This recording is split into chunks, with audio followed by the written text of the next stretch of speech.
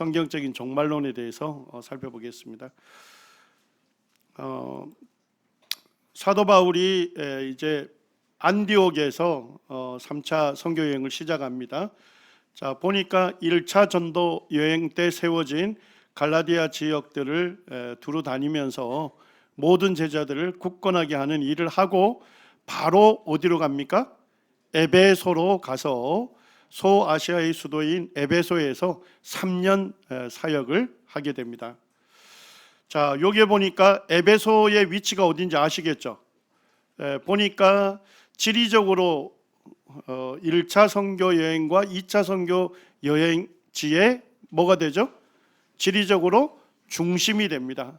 그래서 여기에 있으면서 육로로는 1차 선교 여행 지역에 있는 교회들을 돌볼 수가 있고, 해상으로서는요 2차 선교 때 세워진 교회들을 돌볼 수 있는 지리적 중심에서 이미 세워진 교회들을 돌보면서 소아시아 전체에 복음을 전할 그와 같은 선교 전략을 세웠던 것 같습니다. 지금 이제 여기가 그 에베소의 복원도가 되겠습니다. 이 당시에 아테네 인구가 한 10만 명이라 했죠. 자, 그런데 에베소 인구는 어느 정도 되죠? 45만 명 정도 되니까 굉장히 큰 도시였다 하는 것을 알 수가 있고요. 그 다음에 이제 지리적으로 보게 되면 에베소가 항구 도시입니다.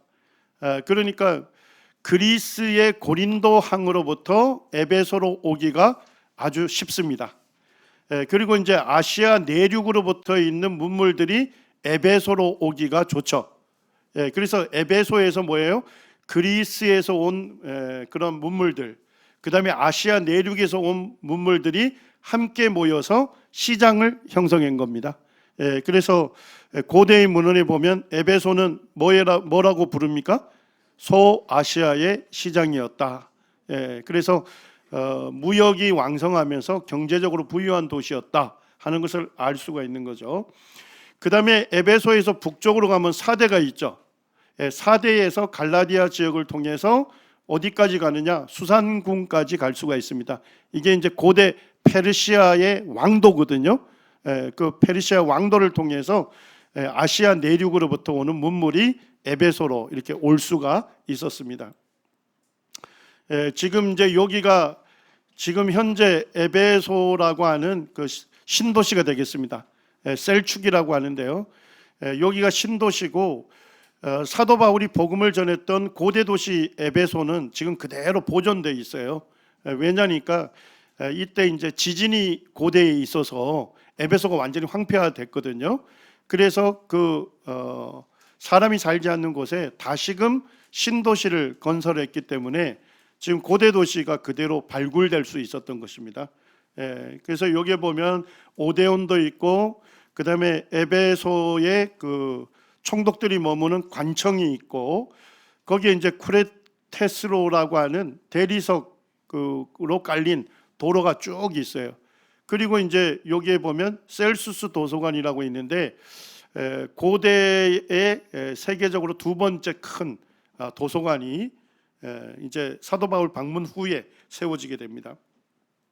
그리고 이제 셀수스 도서관으로 내려가기 전에 요 산자락에 1층은 많은 상점들이 있고 2층부터 5층까지는 사람들이 거주하는 거주지가 있습니다. 요즘 그런 아파트를 무슨 아파트라고 하죠? 주상복합단지 뭐 이렇게 얘기하잖아요.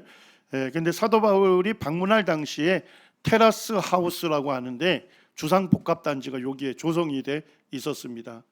그리고 이제 대리석로로 깔려 있어서 여기에 연극장이 있습니다. 사도 바울의 동역자였던 가이오와 아리스타고가 에베소 사람들에게 붙잡혀서 이 연극장에서 핍박을 당하게 됐거든요. 그 연극장이 지금 그대로 보존되어 있습니다. 그 앞에서 나는 도로를 따라가게 되면 항구로 연결되게끔 되어 있습니다. 여기 코레소스산과 피온산 그 사이에 고대 도시 에베소가 있었습니다.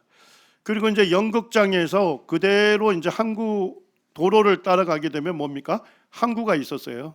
그래서 에베소는 항구를 끼고 있는 잘 발달된 항구 도시였다 하는 걸 알 수가 있고, 다음에 이제 에베소에서 유명한 게 뭐였을까요? 어떤 신을 숭배했을까요? 아데미 여신을 숭배했는데, 여기 이제 아얄솔룩이라고 하는 언덕하고 피온산 사이에 아데미 신전터가 있었습니다. 규모가 우리 2차 전도 여행 때 그 아테네의 아크로폴리스에 무슨 신전이 있었죠? 파르테논 신전의 4배 정도 되는 거대한 규모의 아데미 신전이 여기에 있었습니다. 그래서 고대 7대 불가사의 중에 하나로 이렇게 소개가 되고 있습니다. 지금 이제 상상도인데 그 지금 연극장은 있습니다. 그리고 그 앞에 항구 도로도 있어요. 그런데 이쪽에 지금 땅으로 이렇게 내륙이 돼 있거든요. 사도 바울 당시에는 여기가 항구였습니다. 오랜 시간 지나다 보니까 토사가 여기 축척이 돼서 지금은 내륙이 된 거죠. 여기에 이제 아데미 신전 복원도가 되겠습니다. 설주의 길이가 18m 정도 되는데 그런 설주가 몇 개 있었다는 거예요? 128개 정도의 설주를 갖고 있었고 내부로는 황금으로 도배되어 있었다. 이렇게 이제 역사에서 밝힙니다. 지붕은 이제 백색 대리석 지붕으로 되어 있었고요. 여기에 이제 제물을 드리는 제단터도 규모가 어마어마한 것이죠. 그래서 이제 고대 에베소 사람들은 뭐에 대한 자긍심이 있었습니까?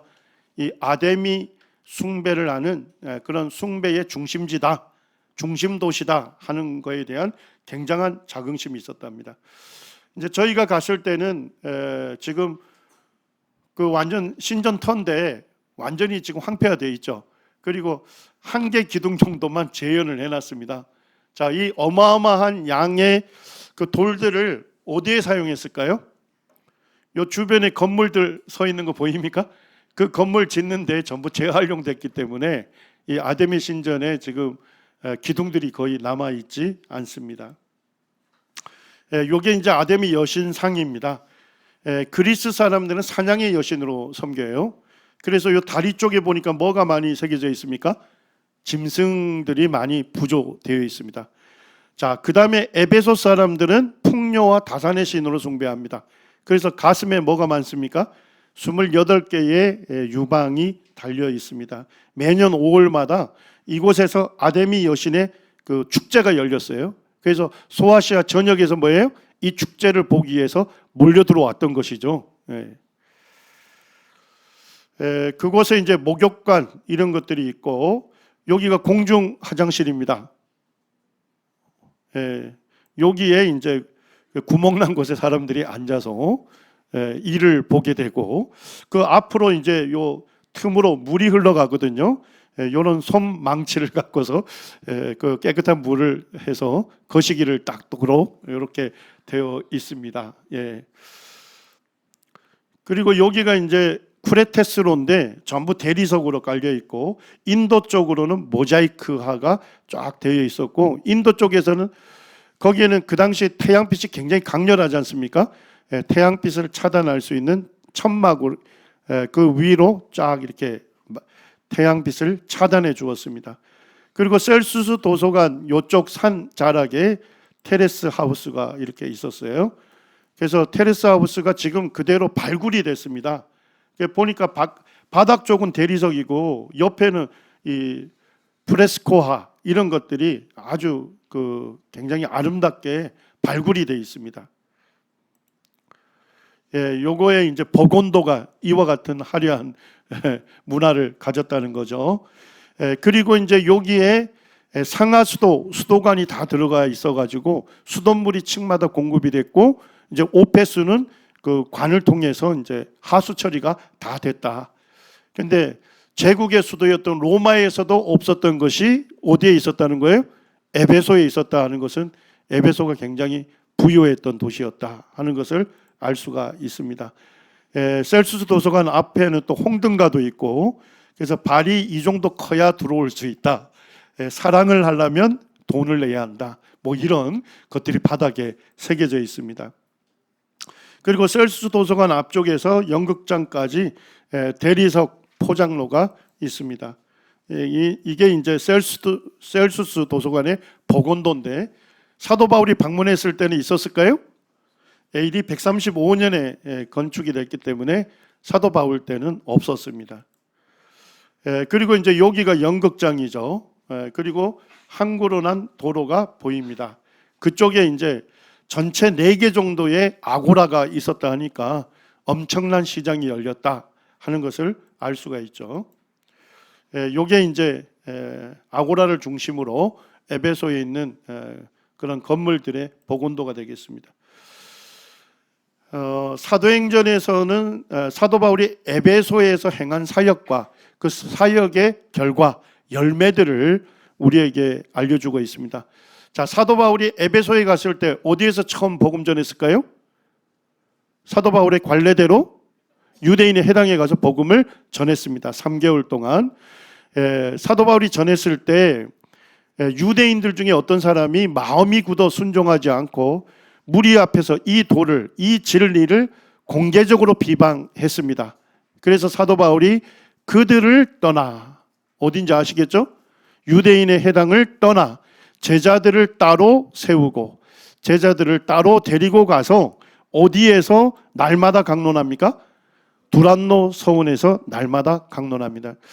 에베소 유적지를 방문하면 사람들이 두란노 서원이 어디입니까? 자꾸만 묻는 분들이 있는데 두란노 서원은 서원이라고 했을 때 NIV 성경에서는 렉처 홀이라고 되어 있어요. 말 그대로 강당이다 이런 얘기입니다. 그러니까 건물 하나를 임대해서 그 강당에서 날마다 성경을 강론한 거죠. 자, 강론했는데 얼마 기간 했습니까? 날마다 성경을 강론해서 2해 동안, 2년 동안 이 성경을 강론했습니다. 자, 그 결과 소아시아에 사는 자는 유대인이나 헬라인이나 다 주의 말씀을 듣더라. 소아시아 전체에 주의 말씀이 전해졌다. 이렇게 결과를 보고하고 있습니다. 자, 강론했다는 의미가 뭘까요? 믿어야 할 근거를 갖고서 자세하게 제시했다, 자세하게 가르쳤다 이런 의미가 있는데요. 강론하다는 헬라어가 디알레고마이입니다. 디알레고마이. 철저하게 토론하면서 철저하게 말하다 이런 뜻입니다.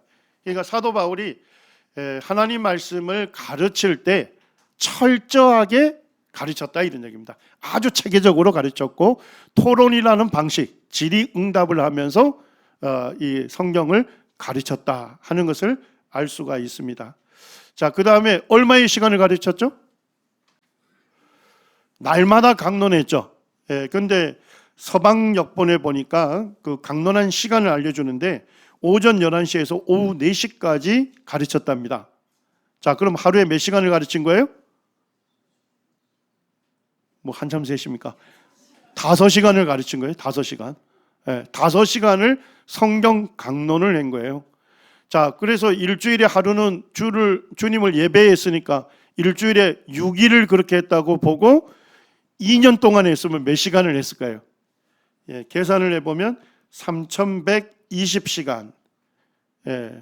그러니까 성경을 체계적으로 가르쳤을 뿐만 아니라 뭐예요? 성경을 집중적으로 이 성경을 가르치는데 열정을 부었다는 것이죠. 사도 바울의 하루 일과표를 좀 알 수 있는 말씀입니다. 사도행전 19장 12절에 보니까 사도 바울 몸에 뭐가 있었습니까? 손수건이 있었고 앞치마가 있었습니다. 자, 앞치마가 왜 있었는지 아시겠죠? 사도 바울이 에베소에서 사역할 때 재정적인 후원이 되지 않았던 것 같아요. 그래서 사도 바울이 어떻게 합니까? 직접 가죽 앞치마를 걸치고 천막 만드는 일을 한 거죠. 자, 그런데 터키는 엄청나게 뜨거운 지역이잖아요. 그러니까 천막 만드는 일도 고된 일인데 날씨도 무더워. 그러니까 땀을 많이 흘렀겠죠. 그래서 앞치마의 주머니에 뭐가 있었던 겁니까? 손수건이 있었습니다. 이 손수건으로 땀을 닦으면서 장막 만드는 일을 했습니다. 사도행전 20장에도 에베소 교회 장로들을 초청해서 고별 교제를 하면서 사도 바울이 이렇게 얘기합니다. 이 손으로, 사도 바울의 손으로 나의 필요를 채웠을 뿐만 아니라 누구의 필요까지도 충당했습니까?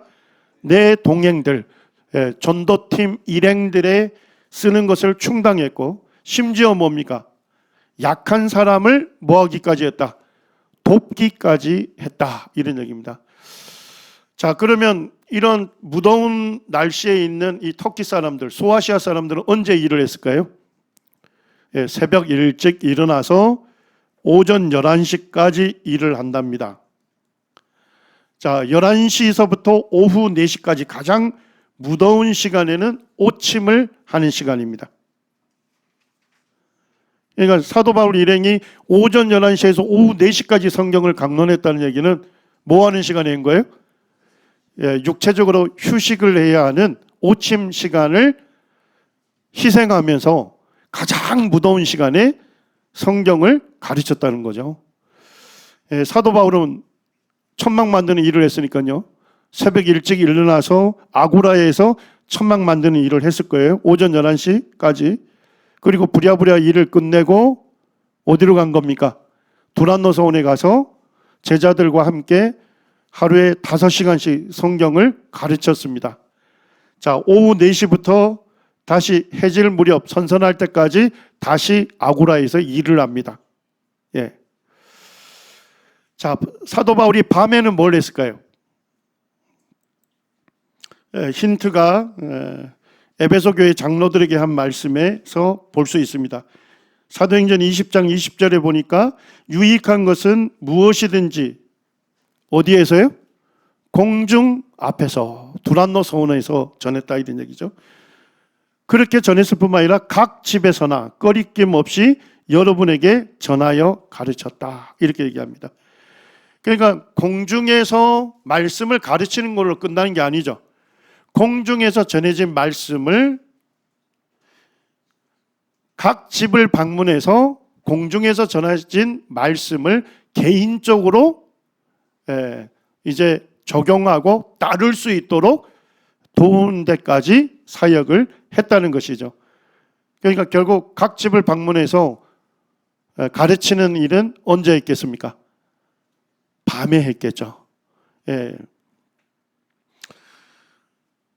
그리고 이제 21절에 보게 되면 사도 바울이 성경 강론을 할 때 핵심 내용이 무엇이었는지를 알려주고 있습니다. 무엇을 체계적으로 가르쳤을까요? 하나님께 대한 회개, 하나님께서 어떠한 분이신지 아주 체계적으로 가르쳤다 이런 얘기입니다. 자, 그 다음에 누구를 가르쳤습니까? 우리 주 예수 그리스도에 대한 믿음을 증언했다 이렇게 되어 있습니다. 그래서 사도 바울이 성경을 강론할 때 핵심적인 내용은 하나님과 우리 주 예수 그리스도에 대해서 아주 체계적으로 집중적으로 가르쳤다는 겁니다. 우리가 회개하라고 요청한다고 해서 회개가 이루어지는 게 아니지 않습니까? 자, 어떻게 할 때 회개가 일어날까요? 하나님께 대하여 자세하게 가르쳐 주게 될 때 하나님이 어떤 분인지를 알게 되면 뭐예요? 하나님 앞에서 자기의 죄를 깨닫게 되는 것입니다. 그리고 회개가 나오게 되는 겁니다. 자, 우리는 복음을 전할 때 뭐예요? 구도자분에게 복음을 전한 다음에 믿도록 설득하죠. 너무 안타까워서 뭐라고 하기까지 해요? 믿기만 하면 돼. 믿기만 하면 구원받아. 그런데 믿으라고 요청한 데서 믿음이 생기는 게 아니잖아요. 자, 어떻게 할 때 믿음이 생길까요? 우리 주 예수 그리스도에 대해서 자세하게 가르쳐 줄 때, 예수님이 우리의 주님이 되시고 예수님이 하나님 보내신 그리스도요 구세주라는 예수님의 사역에 대해서, 예수님의 신성에 대해서 자세하게 가르쳐 주게 될 때 이 복음을 듣는 영혼이 예수님을 믿게 되는 것입니다. 그래서 성경 강론을 할 때 핵심적으로 가르친 것은 하나님과 우리 주님 예수 그리스도를 가르쳤다는 것입니다. 안디옥 교회의 교부이기도 하고 감독이었던 이그나티우스가 예수님 전하는 것 때문에 이제 로마로 끌려가고 있었거든요. 그때 이제 에베소 교회에게 보낸 편지가 남아 있습니다. 사도 바울이 방문한 이후에 한 50년 뒤쯤에 있었던 그때 이제 수신을 했는데요. 거기에 보니까 너희는 다 진리를 따라 사니 너희 가운데 이단이 들었을 틈이 없다. 너희는 진리 안에 주에 관한 말이 아니면 아예 듣지 않는구나. 이그나티우스가 보니까 뭐예요? 에베소 교회 성도들이 사도 바울로부터 말씀을 듣고 배웠을 뿐만 아니라 그 말씀을 따라 진리를 따라 살고 있는 그와 같은 모습을 칭찬하고 있는 것입니다. 그리고 이제 FF 브루스 형제님이 쓴 신약사라는 책이 있습니다. 거기에 보게 되면 소아시아의 사도 바울과 제자들이 복음을 전해서 세워진 교회들이 1000년 동안 복음의 진리가 변질되지 않는 교회로 남아 있었다, 이렇게 기록을 하고 있습니다. 제가 이 내용을 읽으면서 세워진 교회가 어떻게 복음의 진리가 변질되지 않고 1000년 동안 남아 있을 수 있었을까? 그 남아 있을 수 있는 비결을 아시겠죠? 성경을 날마다 강론했습니다. 하루에 5시간씩 철저하게 변증하면서 가르쳤습니다. 그리고 3120시간이라는 시간 동안 집중적으로 성경을 가르쳤습니다.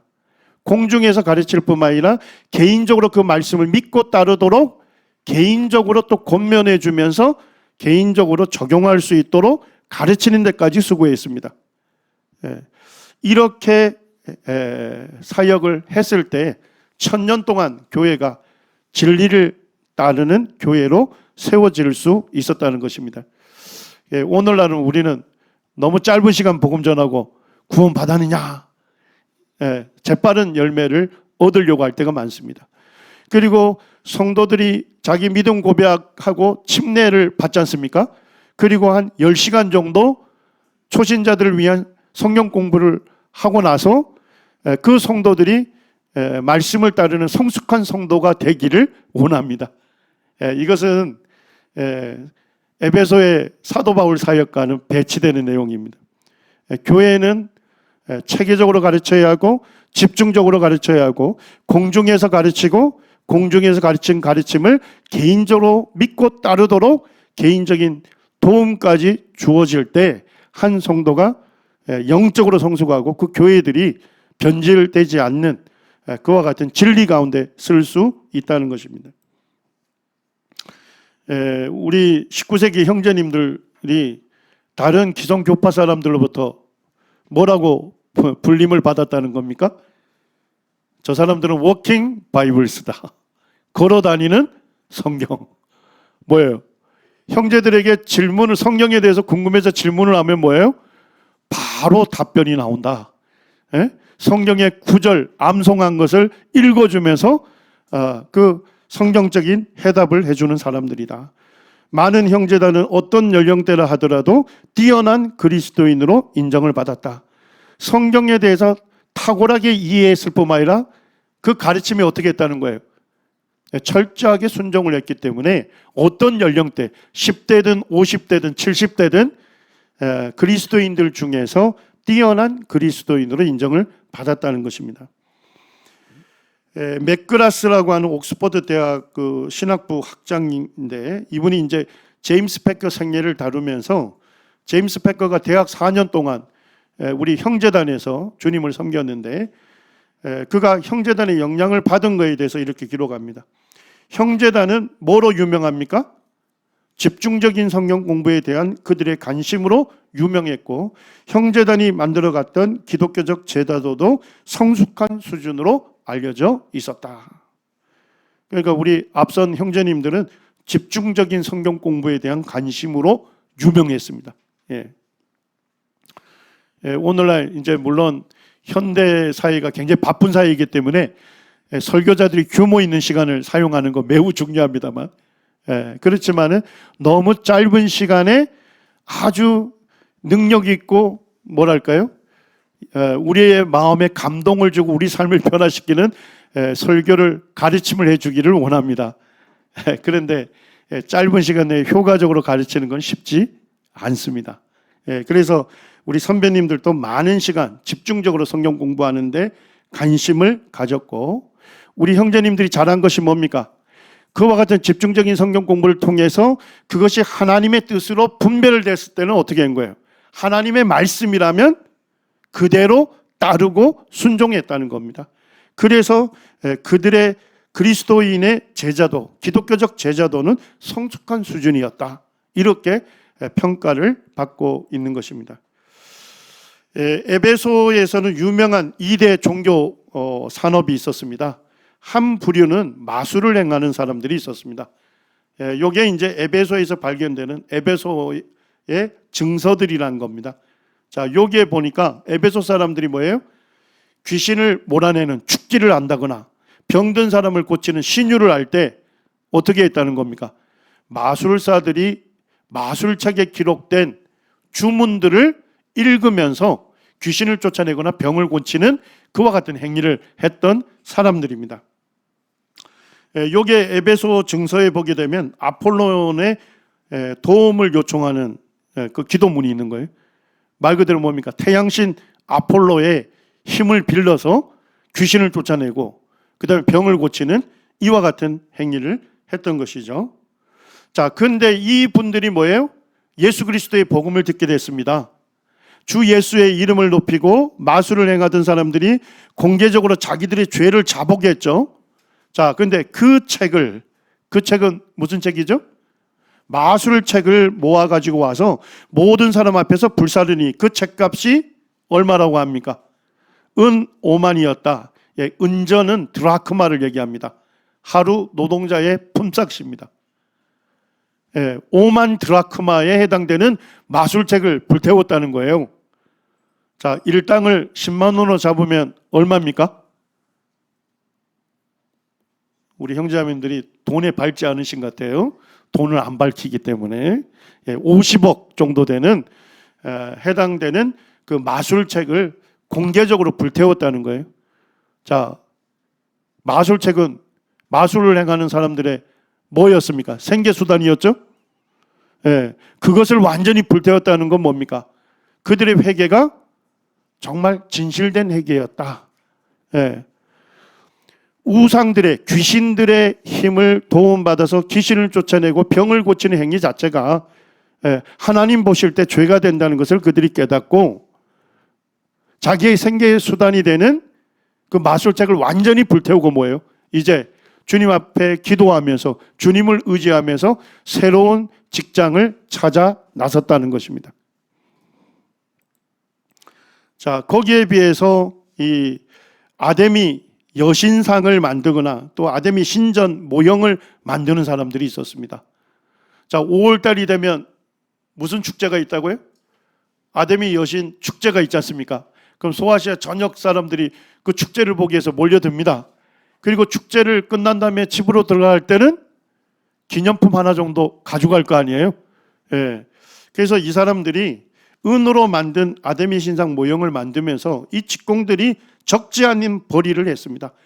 풍족한 생활을 했어요. 그런데 이 풍족한 생활에 문제가 생긴 거예요. 누구 때문에요? 성도들이 예수 그리스도의 복음을 전하는 것 때문에 에베소뿐만 아니라 거의 전 아시아를 통하여 수많은 사람을 권유하여 말하되 사람의 손으로 만든 것은 뭐가 아니다. 신이 아니라고 전해 주었는데 소아시아 전역 사람들이 대부분이 뭐 하게 된 거예요? 그것을 인정하고 받아들였단 말이죠.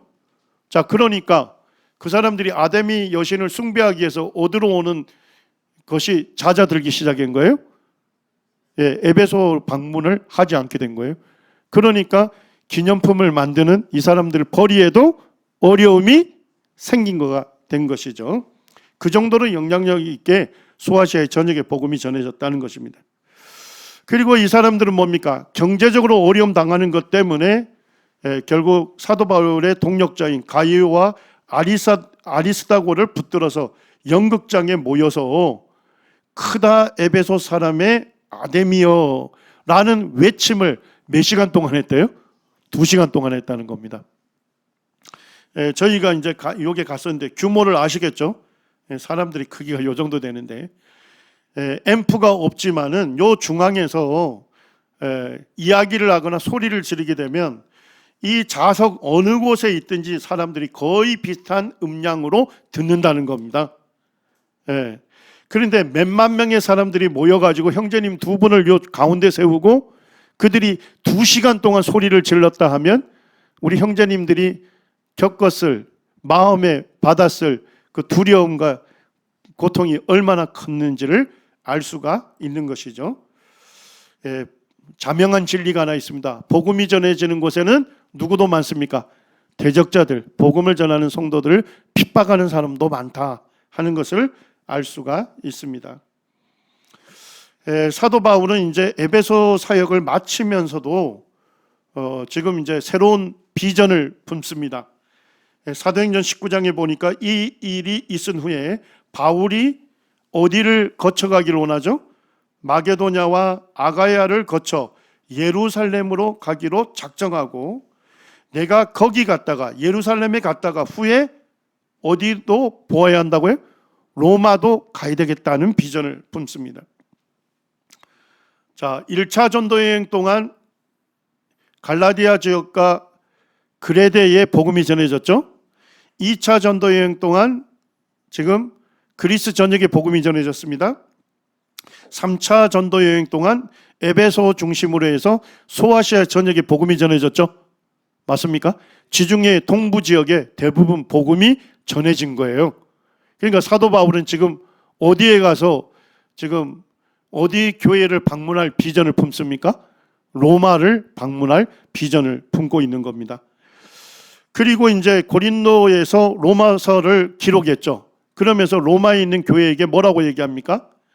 23절에 15장 23절에 이제는 이 지방에서 일할 곳이 없다 이렇게 얘기합니다. 자, 이 지방은 어디를 얘기하죠? 지중해 동부 지역을 얘기하는 거죠. 이 지역에서는 일할 것이 없다. 복음을 전할 것이 없다. 또 여러 해 전부터 언제든지 서버나로 갈 때에, 서버나가 어디죠? 스페인이었고 사도 바울 당시에 그곳은 땅끝이었습니다. 스페인 가면 뭐가 펼쳐져 있습니까? 대서양이 펼쳐져 있어요. 그렇기 때문에 사도 바울 당시에는 스페인 이 서버나가 땅끝으로 여겨졌던 것입니다. 갈 때에 너희에게 로마 교회에 가기를 바란다 이렇게 얘기합니다. 먼저 로마 교회 성도들과 사귐을 갖고 얼마간 기쁨을 가진 후에 로마 교회가 그리로 보내주기를 바란다. 그리는 어디죠? 서버나 스페인으로 보내주기를 바란다. 그러나 이제는 내가 성도를 섬기는 일로 예루살렘에 간다. 사도 바울이 예루살렘에 가서 어디로 가기를 원해요? 수도 로마를 방문하기를 원하고, 로마 교회 성도들과 교제하고 기쁨을 누린 다음에 로마 교회 성도들의 후원을 입어서 어디에 복음 전하기를 원해요? 땅끝 스페인에 전하기를 원했던 것입니다.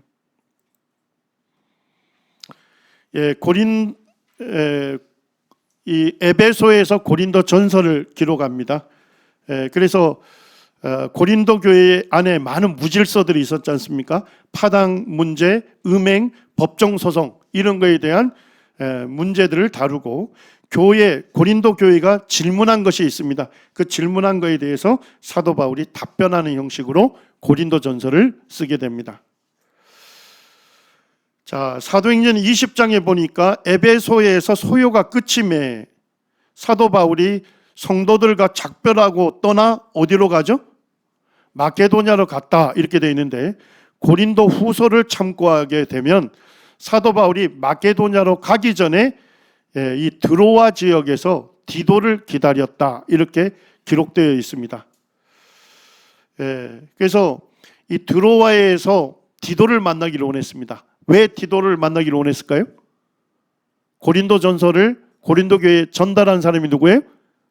디도입니다. 그래서 사도 바울은 이미 세워진 고린도 교회에 수많은 문제들이 있었잖아요. 그거에 대해서 그 문제를 다루는 고린도 전서를 보내준 거예요. 그래서 사도 바울의 마음에는 고린도 교회가 이 서신을 받고 자기들의 죄를 회개했는지 회개하지 않은지에 대해서 사도 바울이 그거에 대해서 마음이 있었던 거예요.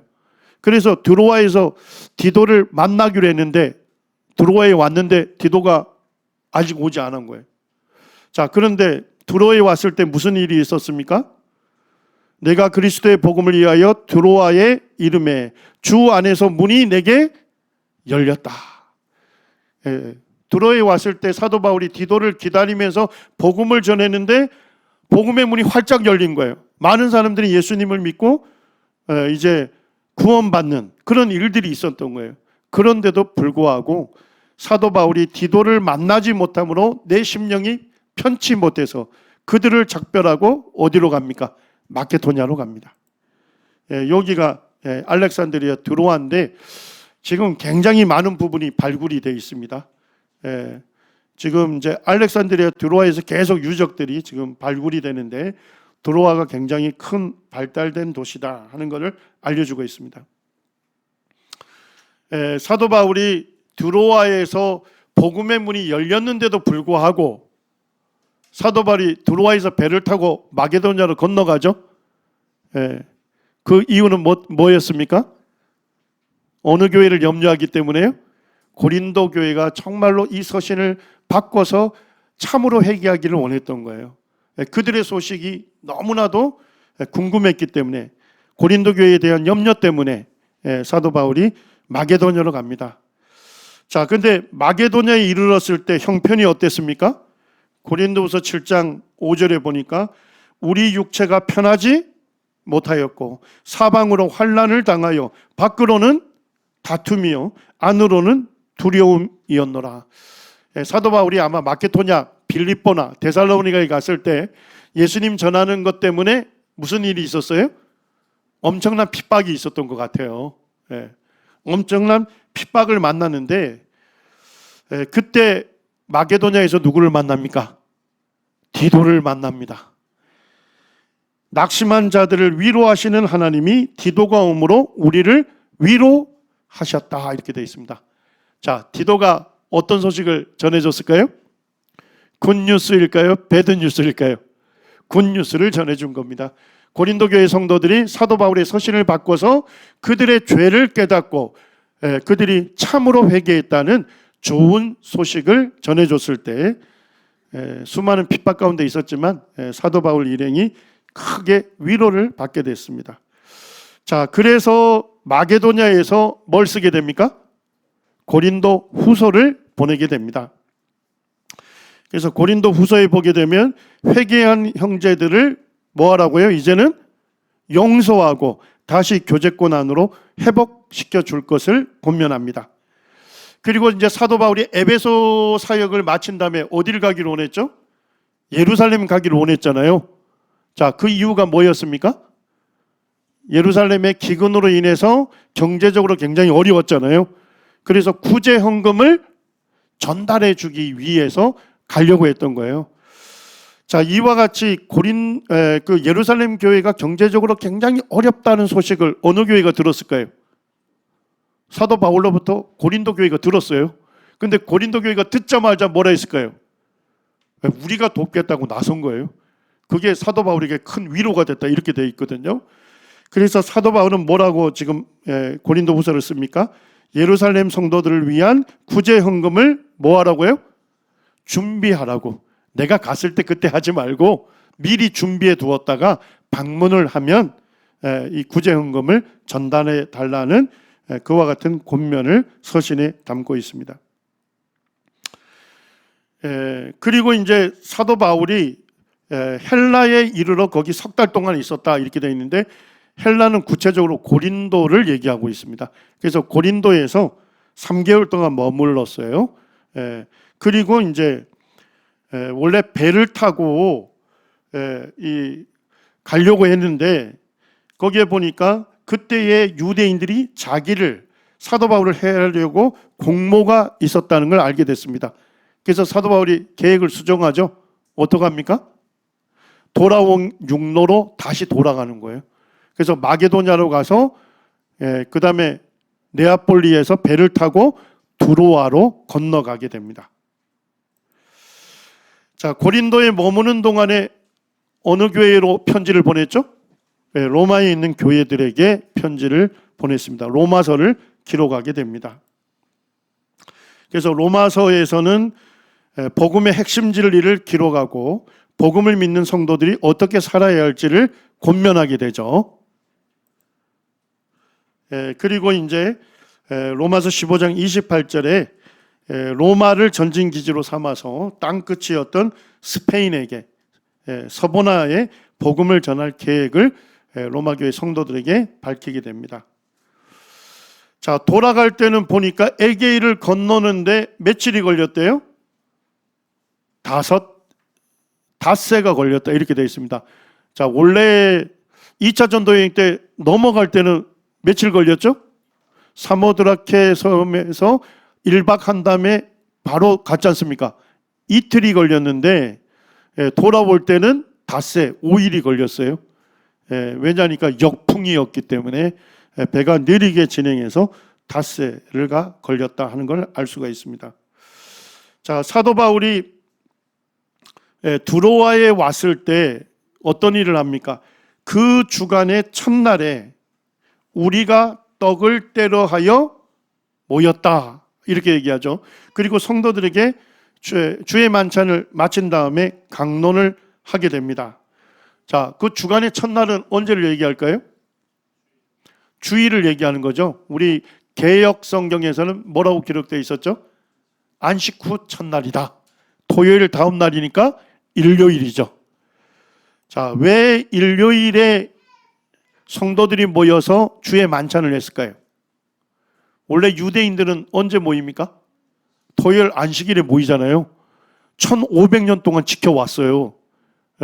그런데 지금 사도행전 20장 7절에 보니까 안식 후 첫날 일요일에 모이기 시작하는 거예요. 1500년 동안 지켜왔던 유대 관습이 왜 갑자기 안식 후 첫날로 바뀌었을까요? 왜 이날에 주의 만찬을 했죠? 이날이 바로 예수님께서 부활하신 날이죠. 그래서 예수님께서 부활하신 그날에 우리의 죄를 대속하신 구주이신 예수님을 기억하고 살아계신 주님께 예배를 드렸던 것입니다. F.F. 브루스나 존 스토트는 사도행전 20장 7절을 언급하면서 이렇게 얘기합니다. 그리스도인들이 그날 예배를 드리기 위해 모이는 관습이 있었다는 것에 대한 최초의 명백한 증거다 이렇게 밝히고 있습니다.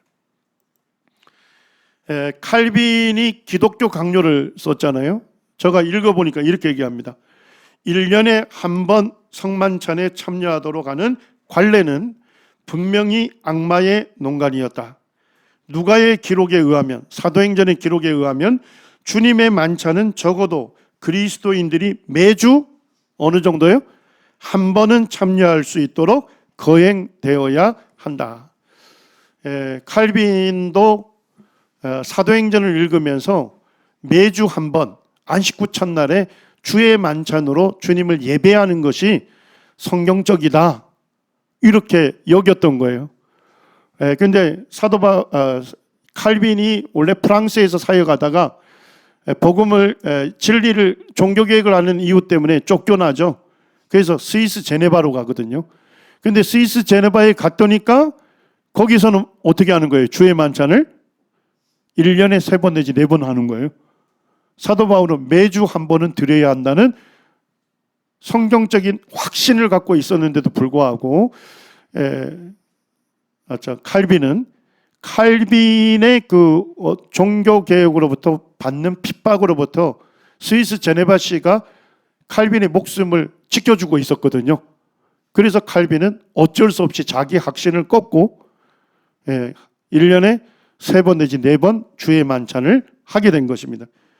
그것이 이제 오늘날 장로교에서 그대로 따르고 있는 거예요. 그럼에도 불구하고 칼빈은 매주 안식 후 첫날에 주의 만찬으로 예배를 드리는 것이 이것이 주님의 뜻이다. 성경이 그렇게 말한다 하는 확신을 기록하고 있습니다.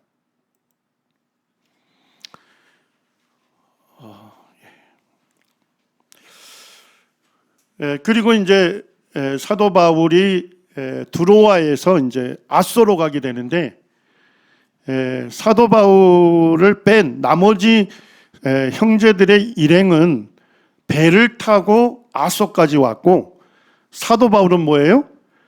바울이 아소까지를 혼자서 뭐 하기를 원했던 거예요? 걸어가기를 원했습니다. 사도 바울은 혼자 걸어가고 나머지 형제님들은 배를 타고 간 거예요. 왜 바울이 아소까지 걸어가고자 했을까? 두 가지로 볼 수 있는데, 밀레도에서 뭐예요? 3년 사역했던 에베소 교회 장로들을 불러서 고별 교제를 하기로 했거든요.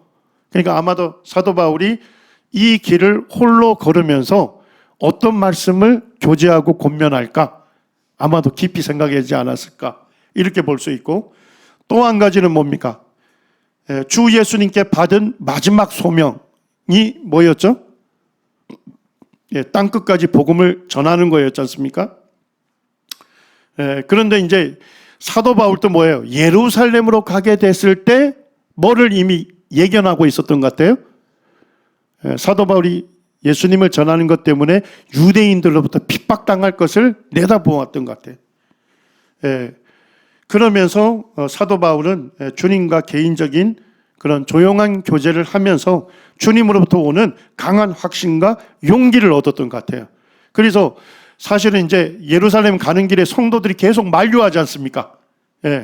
그런데도 사도 바울은 예루살렘을 향해서 또박또박 걸어갔던 그런 믿음으로 나아갔던 모습들을 보면 아마도 아소까지 홀로 걸어가면서 주님으로부터 오는 강한 확신, 담대함을 가졌던 것으로 보입니다. 여기 아소에는 이제 아리스토텔레스가 철학학교도 세웠고 거기에 이제 큰 원형 극장 이런 것들이 있었습니다. 그리고 이제 밀레도에 왔습니다. 사도 바울이 돌아가는 길에 에베소를 거쳐갈 수 있었지만은 뭐예요? 오순절이 되기 전에 빨리 예루살렘에 가기를 원했어요. 그래서 에베소를 거치지 않고 밀레도 항구에서 누구를 부른 겁니까? 에베소 교회 장로들을 불렀던 겁니다. 사도행전 20장 17절에서는 에베소 교회의 장로들이라고 말하고 있고 28절에서는 뭐라고 부르죠? 감독자라고 얘기하고 있고 하나님이 자기 피로 사신 교회를 보살피게 했다. 예전 개역 성경에서 뭐라고 되어 있죠? 치다, 양을 치는 것을 얘기합니다. 그래서 영어 성경에 보면 교회의 목자들로 세웠다 이렇게 되어 있습니다. 그러니까 에베소 교회 장로들을 첫째 뭐라고 불렀죠? 장로들이라고 부르기도 하고 감독자라고 되어 있지만 복수형입니다. 감독자들이라고도 불렀고 그 다음에 교회의 뭐라고요? 목자들이라고 불렀습니다. 전부 복수형 목사입니다. 그래서 이 말씀에 볼 때 장로, 감독, 목자는 교회의 인도자들을 호칭하는 동일한 호칭들이었다 하는 것을 알 수 있고 전부 복수명사로 사용된 걸 보면요. 장로들의 리더십은 복수의 리더십이었다 하는 것을 보여주고 있습니다. 그래서 사도 바울이 에베소 교회 장로들에게 자기 자신을 위하여 그리고 온 양떼 교회를 위하여 삼가하라 주의해서 사역할 것을 권면을 하고 밀레도에서 배를 타고 떠나게 됩니다. 저희가 밀레도에 갔을 때 굉장히 큰 연극장을 봤고요. 그 연극장에 보니까 독특한 표지가 비문이 명문이 있었는데 그 명문에 헬라어로 뭐라 써져 있습니까? 유대인들과 하나님을 경외하는 사람들을 위한 좌석이 정해져 있었어요. 그래서 아마도 밀레도에 유대인들이 굉장히 영향력 있는 위치에 있었던 것 같습니다. 자, 그 다음에 하나님을 경외하는 사람들 성경에도 등장합니까? 사도행전 13장 16절에도 이스라엘 사람들과 및 하나님을 경외하는 사람들아 이렇게 있습니다. 이들은 누굽니까? 유대교로 개종한 이방인들을 얘기하는 것입니다. 거기에 떠났던 항구 유적터가 남아 있고요. 여기 밀레도에 넓은 광장들이 있고 그렇게 해서 가이사랴로 와서 예루살렘에 도착했습니다. 자, 사도 바울이 예루살렘을 방문한 목적이 뭐였습니까? 이제 사도 바울 일행이 복음을 전했지 않습니까? 그 하나님께서 행하신 일을 보고하고 이방인 교회들이 경제적으로 굉장히 어려움을 당하는 예루살렘 교회를 위해서 무엇을 해주었습니까? 구제 헌금을 해 주었는데 그 구제 헌금을 전달하게 되었습니다. 자, 근데 야고보와 예루살렘 교회 장로들이 사도 바울에게 제안한 게 있었습니다. 어떤 제안이 있었습니까? 이 예루살렘에 있는 유대인들이 뭐에 대한 오해가 있었어요? 사도 바울이 율법을 비방한다는 오해가 있었어요. 사도 바울은 율법을 비방한 게 아니라 율법의 행위로서는 뭐 할 수 없다. 제사함 받을 수 없고 의롭게 될 수 없다 하는 복음을 전했잖아요. 근데 이걸 오해한 거예요. 율법을 지킬 필요 없다. 이런 식으로 전한 것으로 오해하게 된 거예요. 그래서 이제 그 오해를 불식시키기 위해서 서운한 사람들과 함께 정결 예식을 행하고 제사 비용을 사도 바울이 지불해 줄 것을 요청합니다. 자, 근데 사도 바울이 이 요청에 응합니까? 거절합니까? 응합니다. 왜냐니까 사도 바울이 유대의 관습과 풍습을 따른 이유는 뭘까요? 율법을 지킴으로 의롭게 될 수 있기 때문이 아니었습니다. 그죠? 가장 가치 있는 복음을 전하기 위해서 그들의 관습을 존중해 주었던 것입니다. 그런데 이제 소요가 일어났어요. 그 소요가 일어난 이유는 뭐냐면 이제 이방인 지역에 있었던 유대인들이 예루살렘에 왔는데 그때 사도 바울을 보게 된 거죠. 그래서 이 사도 바울에 대해서 오해했던 내용으로 인해서 소요가 일어납니다. 우리 백성과 율법과 이곳 성전을 누가 비방했다는 거예요? 사도 바울이 비방했다 하는 그 오해에 비롯돼서 이제 소요가 일어나게 됩니다.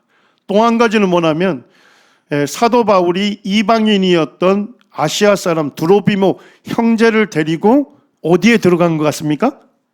성전에 이방인 뜰에 들어간 것 같아요. 그런데 그것을 보고 뭐라 오해한 거예요? 이방인을 데리고 성전 안뜰로 들어간 것으로 오해를 하고 소요를 일으킨 겁니다. 자, 우리 성도님들이 잘 아는 대로 성전 바깥들은 이방인들이 올 수 있는 뜰이죠. 그리고 거기에 보니까 뭐가 있습니까? 경고문이 있는 그런 그 난간들이 있었습니다. 난간, 벽들이 있었습니다. 그 벽들 사이사이에는 이방인들에게 이쪽을 넘어가지 말라고 하는 경고문이 쓰여져 있는 게 있었거든요. 그 안쪽은 누구만 들어갈 수 있어요? 유대인들만 들어갈 수 있어요. 그래서 이 경고문이 지금 이제 발견되어 있는데 거기에 보면 어쨌든 외국인이 이방인이 이 난간을 넘어서 성전 안뜰로 들어가면 당신은 죽을 수도 있다 하는 경고를 하고 있는 겁니다. 그런데 그때 있었던 그 유대인들이 사도 바울이 이방인인 드로비모를 데리고 성전 안뜰로 들어간 것으로 뭐한 거예요? 오해를 하고 사도 바울을 잡은 거예요. 자, 그와 같은 소요가 이 성전 안에 있었는데 그거를 어디에서 로마 군인들이 다 지켜본 겁니까? 북서쪽에 안토니오 요새가 있거든요. 그 요새의 전망대에서 보면 성전 안에 일어나는 일들을 다 볼 수 있어요. 그래서 유대인들이 소요가 일어나니까 천부장, 로마의 천부장이 로마 군인들을 데리고 가서 누구를 구해냅니까? 사도 바울을 구해내는 일이 있었습니다. 그리고 이제 예루살렘에 있는 유대인들이 사도 바울을 죽이려고 하니까, 암살하려고 하니까 이제 한밤중에 여기에 보니까 제3시라고 되어 있습니다. 제3시는 몇 시일까요? 밤 9시입니다. 밤에 야간을 틈타서 로마의 군인들의 호의를 받고서 사도 바울을 어디로 보내죠? 가이사랴에 보냅니다. 자, 왜 가이사랴로 보냈을까요? 가이사랴에 뭐가 있었습니까? 로마의 총독부가 있었던 것입니다. 사도 바울이 이제 이곳에서 2년을 있게 됩니다. 그 당시 다스렸던 총독이 벨릭스였습니다. 여기 이제 요번에 제가 방문을 했는데 거기 이제 가이사랴에 로마의 총독부가 있거든요. 총독부 그 가까이에 보니까 발굴하고 온 터가 있더라고요. 거기에 보니까 가이사랴에 감옥터 이렇게 되어 있고 보존과 발굴을 위한 작업을 하고 있다 이렇게 되어 있는데 여기가 이제 법정인데 법정에서 재수가 끝나면 여기 지하를 통해서 여기 공간에 갇히게 됩니다. 지하 감옥터입니다. 지금 거기에 발굴돼 하고 있는 것들이고, 요번에 갔을 때 보니까 표지판을 자세하게 좀 써놨더라고요. 연구자들은 신약 성경에 따르면 이곳이 사도 바울이 재판을 받고 투옥된 곳으로 확신한다, 이렇게 되어 있는데, 제가 잘 보니까 BC 60년에서 58년이라고 기록되어 있더라고요. 뭐가 잘못됐죠? 사도 바울이 갇혔을 때는 AD가 되겠죠. 그런데 제가 보니까 어쨌든 여기가 이스라엘의 국립공원이거든요. 유대학자들이 연구를 해서, 유대학자들이 구약 성경은 탁월하잖아요. 근데 신약 성경을 안 읽기 때문에 아마도 연도를 오해하고 BC로 되어 있는 것 같습니다. AD로 해야 맞죠. AD 58년에서 60년 사이에 사도 바울이 여기에 투옥된 장소다, 이렇게 이제 밝히는 것 같습니다. 그리고 이제 거기에 그 총독부 건물 있는데, 거기에도 이제 그 고고학자들이 표지판을 붙였는데, AD 58년에 사도 바울이 베스도 총독에게 신문을 받은 장소이고, 이곳에서 로마로 출발했다. 그리고 바울은 로마에서 재판을 받았고 몇 년 후에 처형을 당했다 하는 그 고고학자들의 편말이 있었습니다. 자, 그 다음에 이제 사도 바울이 이태를 지난 후에 총독이 교환이 되죠. 바뀌죠. 누가 오죠? 베스도 총독이 오는데, 어쨌든 이때가 베스도 총독이 왔을 때가 AD 59년이거든요. 그러니까 2년이니까 AD 57년에서 59년까지 사도 바울이 가이사랴에 감금돼 있었던 거예요. 그것도 어디에 있었던 겁니까? 지하 감옥에 투옥돼 있었던 거죠. 그리고 이제 베스도 총독에게 신문을 받을 때 사도 바울이 내가 가이사에게 상소하겠다, 로마의 황제가 직접 신문하는 최고의 법정에 서겠다라고 로마의 시민권자의 권리를 주장했습니다. 자, 이때 바울이 호소한 가이사는 누구였을까요? 네로 황제였습니다. 그래서 네로 황제에게 직접 이 심리를 받겠다라고 상소를 했던 것입니다. 이 상소에 의해서 사도 바울이 지금 이곳에서 배를 타고 로마로 출발했던 것입니다. 요때가 연도가 AD 몇 년입니까? 59년에 이곳에서 출발을 하게 된 것입니다. 자, 그리고 그레데 섬에서 잠시 머물렀습니다. 미양에 머물렀는데, 이 사람들이 베넥스라는 지역에서 머물기를 원해서 이동을 했어요. 자, 그때 무슨 바람이 불었습니까? 유라굴라, 북동풍이 불면서 배가 표류를 하게 됐습니다. 그리고 어디에 도달하게 됩니까? 멀리데섬, 오늘날 말타섬이라고 하는 몰타섬에 거기에 표류하게 됩니다. 여기가 미양입니다. 그레데섬의 아름다운 항구 미양을 저희가 갔는데, 거기에 이제 사도 바울 기념교회가 있고 사도 바울이 잠시 머무는 동안 기도했던 동굴터가 보존되어 있습니다. 저희가 그때 갔을 때 이제 이곳이 주일이었기 때문에 주의 만찬 예배를 이곳에서 드리고 있었습니다. 사도 바울은 이 미양에서 베닉스로 가는 것을 반대했어요. 왜요? 그때가 이미 금식하는 절기가 지났습니다. 여기서 금식하는 절기는 대속죄일을 얘기하는 겁니다. 대속죄일. 대속죄일이 지나게 되면 항해하기가 위태한 시간으로 들어가는 거예요. 그래서 사도 바울이 갔을 때가 AD 59년이었지 않습니까? 그때 대속죄일은 10월 5일이었어요. 자, 지중해 항해는 금지기간, 여행 금지기간이 언제부터예요? 9월 14일부터였기 때문에 사도 바울은 여행 금지기간에 베닉스로 이동하는 것은 위험하다 경고했는데도 불구하고 백부장이 선장과 선원들의 말을 듣고 이동을 합니다. 자, 그때 뭐가 불렀어요? 유라굴라가 불면서 표류하게 됩니다. 그리고 사도 바울 일행이 표류했던 섬이 어디입니까? 멜리데고, 여기를 바울만이라고 부릅니다. 자, 이곳에서 뭐를 납니까? 그 섬에서 겨울을 난 뒤에 배를 타고 로마로 갑니다. 그러니까 AD 59년에 항해가 시작해서 몇 년에 로마에 입성합니까?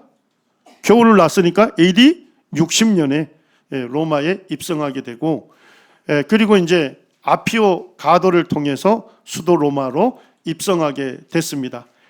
거기에서 이제 최고의 법정에 쓸 때까지 사도행전 28장에 보니까 바울이 온 이태 동안 어디에 유합니까? 자기 셋집에 유했다, 이런 걸 보면 가택연금을 당한 것 같습니다. 자, 가택연금 당했으니까 사도 바울이 바깥으로 나갈 수는 없죠. 그렇지만 뭐는 가능했어요? 오는 사람들은 맞이할 수 있었어요. 그래서 사도 바울이 가택연금 기간에도 오는 사람을 다 영접하고 담대히 하나님 나라를 전파하며 주 예수 그리스도에 관한 것을 가르치되 그 많은 사람이 없었다, 이렇게 말하고 사도행전이 맞춰져요.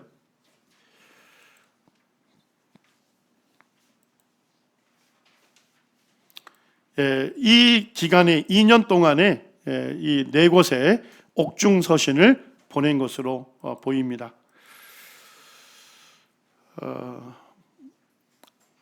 조금만 더 쓰고 마쳤으면 좋겠습니다. 요거는. 그리고 이제 62년에 사도 바울은 무죄로 방면이 된 것으로 보입니다.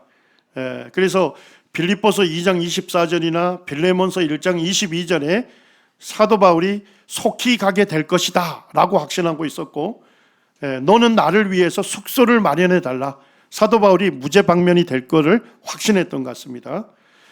그리고 이제 AD 62년에 방면이 됐다가 사도 바울의 비전에는 어디에가 있었죠? 땅끝 서모나로 가서 복음을 전할 비전을 갖고 있었잖아요. 자, 사도 바울이 서머나 땅끝 스페인에 가서 복음을 전했을까요? 성경에서는 일단은 기록이 없습니다. 그런데 클레멘트라고 하는 사도 바울의 제자이면서 로마 교회의 감독이었던 클레멘트는 이렇게 기록합니다. 고린도 교회에 보내는 서신을 통해서 바울이 서쪽 끝까지 가서 복음을 전하였다, 이렇게 얘기합니다. 당시에 서쪽 끝은 어디입니까? 스페인이었던 겁니다. 그런 것으로 볼 때 사도 바울이 가서 스페인에 가서 땅끝에 가서 복음을 전한 것으로 보입니다. 초대교회의 교부였던 크리소스톰도 바울이 로마에 체류한 이후에 어디로 갔다는 사실은 의심할 여지가 없다고요? 스페인으로 갔다는 사실은 의심할 여지가 없다. 그 다음에 라틴어 성경을 번역했던, 불가타 성경을 번역했던 제롬도 바울이 네로에 의해 추방당한 이후에 그리스도의 복음을 서쪽에 증거하였다. 그 얘기는 어디에 전했다는 겁니까? 스페인에 전했다. 다중적 증거로 볼 때 사도 바울이 무죄 방면된 이후에 AD 62년과 63년에 아마도 스페인의 복음을 전하고 돌아오는 길에 어디를 들렸을까요? 그레데 섬에 디도와 함께 와서 복음을 전했죠. 그리고 사도 바울이 떠날 때 누구를 거기에 남겨둡니까? 디도를 남겨두고 각 성, 각 도시에 세워진 교회에 누구를 세우라고 합니까? 장로들을 세울 일을 위임을 하고 떠나게 되죠.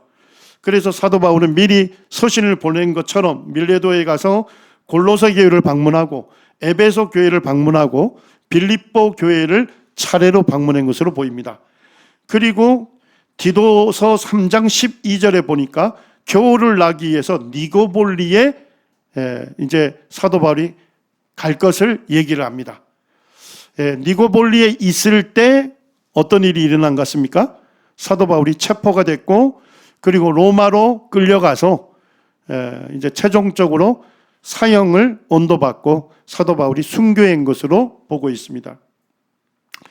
여기가 저희가 이제 갔던 그 그레데 섬에 사도 바울이 사역했던 고르티스라는 지역에 초대교회 이런 교회당 터가 있고, 당시 이제 뭐 음악당 이런 것들이 건물이 존재했고요. 그리고 한국 가까이에는 그 디도 교회가 있었는데 거기에 보니까 디도는 그레데 섬에서 복음을 전파했다라고 헬라어로 그렇게 비문을 기록을 해놨습니다. 그래서 이 기간 동안에 사도 바울이 디모데전서와 디도서를 쓴 것으로 보이고, 그 다음에 이제 2차 투옥이 되잖아요. 그때에 사도 바울이 디모데 후서를 기록한 것으로 보입니다. 사도 바울이 순교를 직감하면서 최후로 보낸 서신은 누구에게 보낸 겁니까? 사실 교회에게 보낸 것이 아니고 믿음의 아들인 디모데에게 이 서신을 보낸 것이고요. AD 67년경에 로마의 인근의 오스티안 가도에서 순교당한 것으로 보고 있습니다. 여기가 이제 마메르티나 지하 감옥인데, 사도 바울이 요곳에 이제 투옥돼 있었고, 그리고 이제 그 가도에서 사도 바울이 순교를 당할 때, 사도 바울은 로마의 시민권자잖아요. 그래서 십자가 처형을 당하지 아니하고 이 돌 위에, 대리석 기둥 위에 머리를 두고 머리를 망치로 때려서 즉사시키는 그와 같은 순교를 당한 것으로 보입니다. 디모데후서 4장에 보니까 사도 바울이 드로아의 가보의 집에 있는 뭘 가져오라고 합니까? 겉옷을 가지고 오라 한 것을 보면 사도 바울이 굉장히 이 감옥에서 추위에 떨고 있었다 하는 걸 알 수 있고, 또 뭐를 가져오라고 하죠? 책은 특별히 가죽 종이에 쓴 것을 가지고 오라. 이 가죽 종이에 쓴 것 뭐일 것 같습니까? 아마도 성경 두루마리로 보입니다. 사도 바울이 춥고 음산하고 어두운 컴컴한 감옥 속에서도 죽음을 직감하면서도 사도 바울에게 있어서 소망은 뭐였습니까? 주님의 말씀이었어요. 주님께서 약속하신 말씀이 사도 바울에게 소망이 되었고, 사도 바울이 이와 같은 고난과 핍박을 견딜 수 있었던 동인이었던 것 같습니다. 이와 같이 이제 사도 바울이 순교를 당하고 주님의 품에 안기게 되었습니다. 자, 복음이 전해지는 곳에서는 뭐가 세워집니까? 믿는 자들에 의해서 교회가 세워집니다. 그리고 교회는 이제 사도행전 1장 8절의 명령을 따라 예수 그리스도의 증인된 삶을 살기 때문에 교회는 어떻게 됩니까? 복음을 들고 다른 지역으로 가서 복음을 전하게 됩니다. 그러면 또 교회가 세워지게 됩니다. 이러한 비전으로 전 세계에 복음이 전해지게 된 것이죠. 디모데후서 2장 1절과 2절에는 사도 바울이 이제 순교를 직감하면서 믿음의 아들인 디모데에게 권면하죠. 너는 그리스도 예수 안에 있는 은혜 가운데서 뭐하라? 강해져야 한다. 사도 바울이 굉장히 내향적인, 디모데가 굉장히 내향적인 사람이었지 않습니까? 그래서 사도 바울이 예수 그리스도 안에 있는 은혜 가운데서 너가 강해져서 감당해야 할 사역이 있음을, 소명을 일깨워주고 있습니다. 그 소명이 뭐였을까요? 1장을 읽어보게 되면 진리의 말씀을 보존하는 것이었습니다. 두 번째는 진리의 말씀을 전파하는 것이었습니다. 세 번째는 뭐였을까요? 진리의 말씀을 다음 세대에게 전수하는 일이었습니다. 그래서 내가 많은 증인들 앞에서 내게 들은 바를 충성스러운 사람에게 뭐 하라고요? 부탁하라. 이 부탁하라는 뜻은 건네주다, 위임하다 하는 의미를 갖고 있습니다. 그렇다면 그 충성된 사람이 무엇을 할 것이다? 또 다른 사람들을 가르칠 수 있을 것이다. 이번 세미나에 어쨌든 교회학교 교사로 섬기시는 우리 형제자매님들이 함께 하셨는데요. 아마도 동일한 소명을 갖고 있다고 봅니다. 진리의 말씀을 우리가 올바르게 해석하고 분별해서 변질이 되지 않도록 보존해야 할 책임이, 소명이 우리에게 있고요. 그 진리의 말씀을 전파해야 하고 다음 세대에게 그 진리의 말씀을 전수해야 할 소명이 우리에게 있습니다. 우리 형제자매님들 계속적으로 사도행전 29장을 쓰는데 쓰임받게 되기를 원합니다. 2시 11분이네요. 21분에 모여서 이제 성경적인 종말론 진행하도록 하겠습니다.